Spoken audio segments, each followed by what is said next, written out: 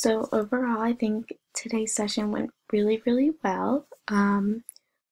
There is, I think that's something that we all picked up on is that there is a communication problem here, and that nobody is really listening to each other, and that that is something that you all really need to work on and did great here today.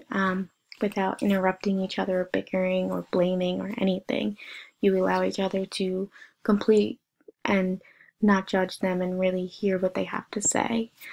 Um, so, one thing I do want you guys to work on in between sessions in order to, help, you know, kind of figure out where everybody is in this family system is to set aside some family time. And, you know, I don't know what your schedules are like during the week or anything like that, but it could be 15, 30 minutes. You could even do it at dinner time where you all sit together, no cell phones, no distractions or anything, and you really all just connect with each other and talk about your day or your thoughts and your feelings or anything that is lingering in the back of your head. Openly express yourself to each other and really hear what each other have to say. Um, so that is your homework, and I look forward to working more with you about these goals that you guys have set. I'll see you next time.